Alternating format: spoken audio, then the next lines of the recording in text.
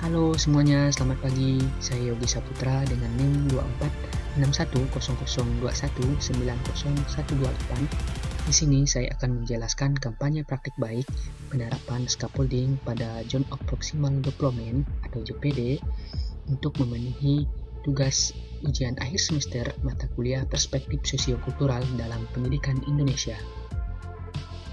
Kampanye praktik baik ini saya lakukan pada penerapan scaffolding pada Zone of Proximal Deployment dalam pembelajaran pendidikan Pancasila kelas 10 di SMA Negeri 3 Palangkaraya. Zone of Proximal Deployment atau zona perkembangan proksimal dikenalkan oleh Vygotsky dan memberikan gagasan mengenai jarak antara tingkat perkembangan aktual untuk memecahkan masalah secara mandiri dan tingkat perkembangan potensial ketika memecahkan masalah di bawah bimbingan orang dewasa atau dalam kolaborasi dengan teman sebaya yang lebih mampu. Konsep JPD memberikan skenario interaksi antara dua orang yang memiliki kemampuan kognitif berbeda. Murid yang memiliki kemampuan kognitif lebih rendah menjadi lebih mampu dan lebih mandiri untuk menyelesaikan tugas atau masalah.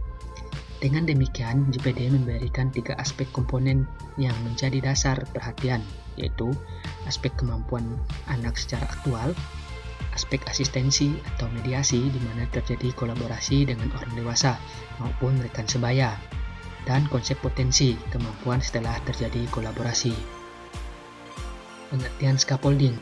Scaffolding yaitu memberikan sejumlah besar dukungan kepada anak selama tahap-tahap awal pembelajaran, dan kemudian mengurangi bantuan dan memberikan kesempatan kepada anak itu untuk mengambil tanggung jawab yang semakin besar segera setelah anak mampu melakukannya.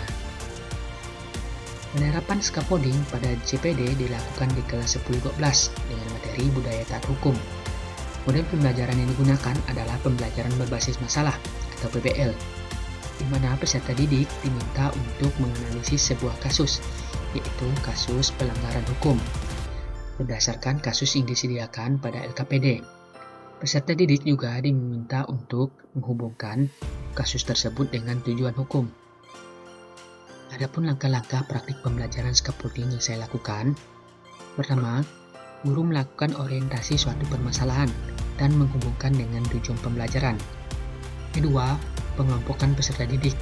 Peserta didik dikelompokkan sesuai dengan tingkat kemampuan mereka. Selanjutnya, menggabungkan peserta didik dengan tingkat pencapaian berkembang, sedang berkembang, dan mahir ke dalam satu kelompok. Ketiga, guru membagikan LKPD berisi kasus pelanggaran hukum yang harus diselesaikan dengan diskusi kelompok. Selama proses diskusi, guru berkeliling mengawasi dan membimbing peserta didik untuk menganalisis suatu permasalahan.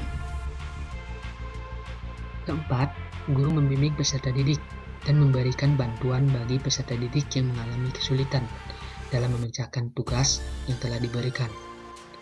Kelima, setelah menyelesaikan tugas, setiap kelompok diberi kesempatan untuk mempresentasikan hasil diskusi mereka.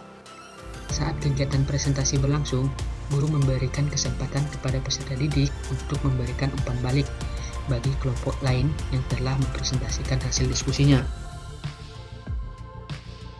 Hasil yang dicapai terkait penerapan scaffolding pada Zone of Proximal Deployment.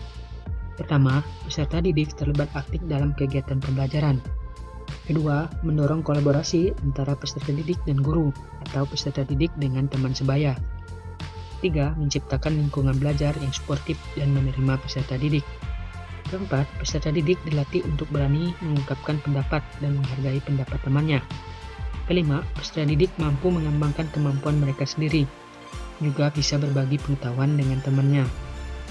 Keenam, meningkatkan minat belajar peserta didik dengan memberikan model pembelajaran yang berpusat pada peserta didik.